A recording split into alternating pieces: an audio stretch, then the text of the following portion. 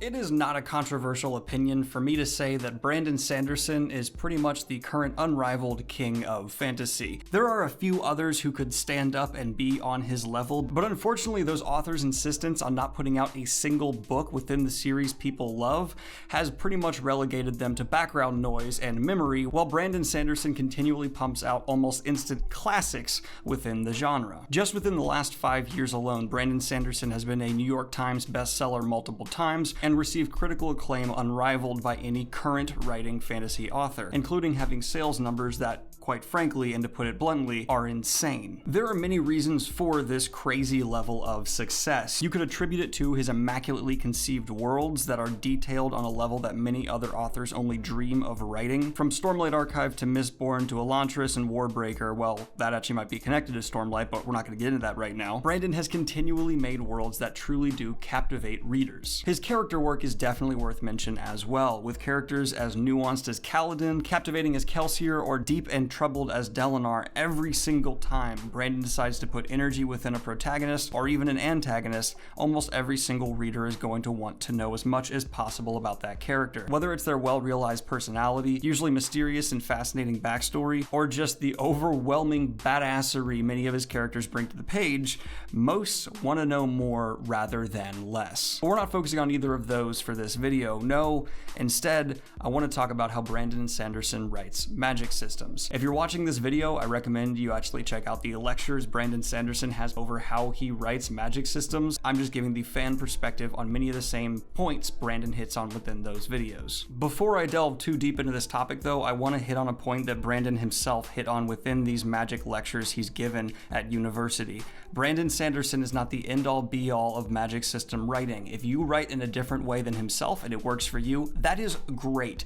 Do not feel like you must bend to writing the Brandon Sanderson way. This video is not meant as some kind of guide to copy the man. I just want to examine how arguably the best current working magic system writer, or arguably the greatest magic system writer of all time, does it. If you're looking to copy him, just know that you are relegating yourself to being a copy. You will never be considered better or great on your own merit if you're highly derivative from someone else. That is unfortunately simply a fact of literature. 95% of the time, readers can tell who your influences are, and if you have your own evolution of what they're writing like, then great, you will be respected for it. But if you're trying to walk down a path already traveled, it will show. I also don't think that's necessarily a horrible thing. Many authors have found great success doing it, even my personal favorite Robert Jordan retreading many of Tolkien's already trodden paths. But everyone will always add the caveat next to Robert Jordan's name that he was highly influenced by Tolkien. And while many do claim that Brandon Sanderson is highly influenced from Robert Jordan, almost no one says his magic systems are. And let's actually get into that briefly by comparing Brandon Sanderson's magic systems to Robert Jordan's. Well, Brandon has an insistence on explaining his magic to his readers on a level that actually raises the stakes of the story. You will never read a Brandon Sanderson book and not fully understand the limits and capabilities of the magic system you are reading in the utmost degree. On the other hand, on the flip side of things, Robert Jordan does not obey this same rule. While Brandon does clearly take some notes from Jordan, like incorporating multiple deep magic systems within his world, his are much harder on a consistent basis. Robert Jordan allowed soft magic systems to back up his one rigid hard one. While the one power in channeling is a fairly hard magic system, the World of Dreams is just about as mushy-gushy as it could possibly get, and was used to serve Robert Jordan's story several times. Again, I'm not criticizing this, I love the World of Dreams. But Brandon seems to have an almost compulsive insistence on not allowing soft magic systems in his fantasy stories. There have been a couple small examples for him where he seems to have experimented, but within his main stories, hard magic systems tend to be the absolute truth of the world. And that is actually because of the very first point Brandon Sanderson talks about in his most famous online lecture about writing magic systems. Your ability to solve problems with magic in a satisfying way is directly proportional to how well the reader understands said magic. This is the first point Brandon brings up for a good reason. It is is consistently unsatisfying as a reader to be invested in a story and have a previously not understood or revealed to the reader aspect of a magic system suddenly solve a problem. Brandon has not broken this rule in any of his main stories. Every story's climax is handled with either an already established aspect of the magic system within the world, or one you could have put together yourself with the hints Brandon Sanderson left throughout the story.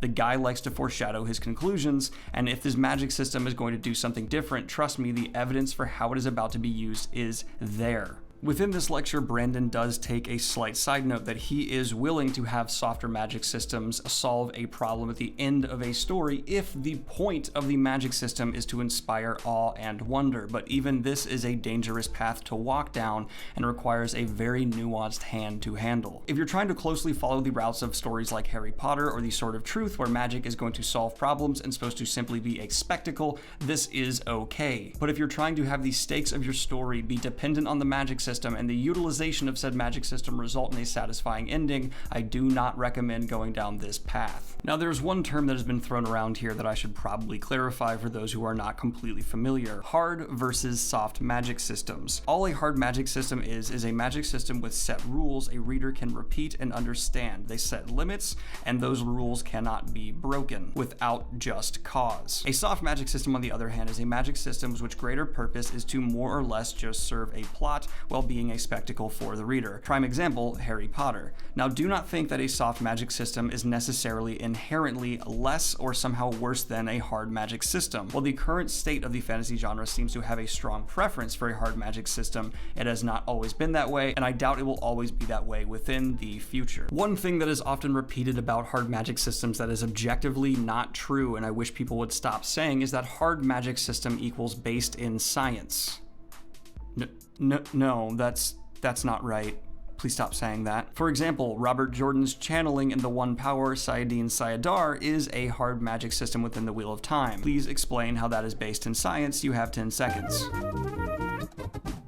Yeah, there's no real science there. And for the person who just commented, well, elements, there's a soft magic system that's based off the elements. May I introduce you to Avatar: The Last Airbender? Elements does not equal science. Brandon Sanderson's second point within this lecture is one that I wish I could grab many authors by the collar and scream within their faces. Flaws are more interesting than powers. And Brandon within his lecture very brilliantly compares this to characterization. Yes, having a powerful character is neat and important, but the story is not about the things they are great at. It is about challenging a character with the unexpected and trying to test them in ways they are not prepared for. This same logic applies to a magic system. Let's pull from a very mainstream example so everyone can understand. Who is more interesting purely based on their powers alone, Superman or Wolverine?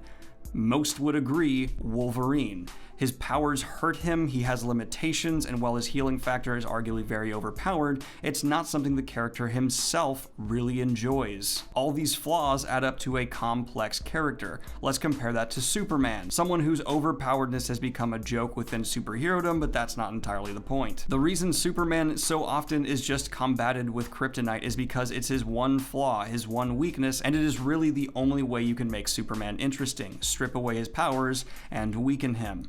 That or break his mind. Those are really the two most interesting things you can do to Superman. Outside of that, he's just boring. In this very lecture, Brandon Sanderson even brings up this exact point with Superman himself, saying one of three things is always introduced in a Superman story: kryptonite, someone equaling him in power, or a woman. The class then laughs because this is just an understood truth of Superman. Now, don't take this as me trashing the character of Superman entirely. Depending on who is writing him, he can be very interesting, but that interest can almost never be pulled from his powers themselves, unless you're one of these people who gets a kick out of just saying, oh, Superman can hold a black hole. That's not really where the interest of his story comes from, whereas someone like Wolverine can actually pull an interesting story from the limitations of his powers. And if you're trying to write an engaging magic system, guess which one you should more closely resemble. Let's go with the former rather than the latter: Wolverine. Brandon Sanderson adds to this second point by basically saying there should be a cost to the magic being used. This is a pretty self-explanatory point. There shouldn't just be unlimited output in power. Don't just make people squinch their face more and have more output if you're trying to have your magic system be at the root of stakes within your story. In an example pulled from a Brandon Sanderson story, Mistborn, people burn metals the more they use magic. If they're out of metal, they must consume more metal. Therefore, there's inherent cost and limit. Look, we checked 2 boxes boxes. Yay! Obviously, a person can only carry a finite amount of metal, therefore you don't have the Superman problem. Your magic user can be depowered without it being annoying or feeling like just an arbitrary thing happening within the story. It makes sense, there is cost, there is stakes, and it fits the narrative built so far. The third point Brandon brings up within this lecture is go deeper into a magic system, not wider. Then he explores this idea pulling from Hollywood and the current state of video games, where 10,000 procedurally generated worlds is not as interesting as 10 well-made dungeons. I think almost everyone will agree with this point. Put craft art and detail into what you're working on and it will have payoff. Try to leave it up to an algorithm and it will be boring. He then uses an example I really love here and would like to talk about. Establishing a rule is great and then you've satisfied the first check within this list, but it's also fun to chip away at this rule and communicate to the reader this is a human interpretation of an existing magic system. Your characters are flawed, they are human, they've done the best to understand a mystical force within their world, but maybe their understanding is not perfect. If you do this, in my opinion, you are well on your way to crafting a brilliant magic system. Side effects or misunderstandings of magic within a world do not mean your magic system is broken. No! Readers are smart enough to understand what you're communicating to them is that the society they are in is flawed and it is filled with human beings. In fact, I would go as far as to say a magic system that is perfectly understood by everyone within the story is going again to suffer from boringitis. Having possible flaws, nuggets for the reader themselves to discover and then be proven right will be awesome. Again, deeper, not wider. This is just one example of something you can do that will lend depth to a magic system, but it's one that he brought up that I really do love, and I think most people who watch the lecture will agree with me on. Now, Brandon Sanderson's fourth and final point is one that some will agree on and some will disagree. I fall in the middle. His fourth point is always err on the side of what is awesome. We read these fantasy books for spectacle largely, and if something would be truly epic, go ahead and go for it.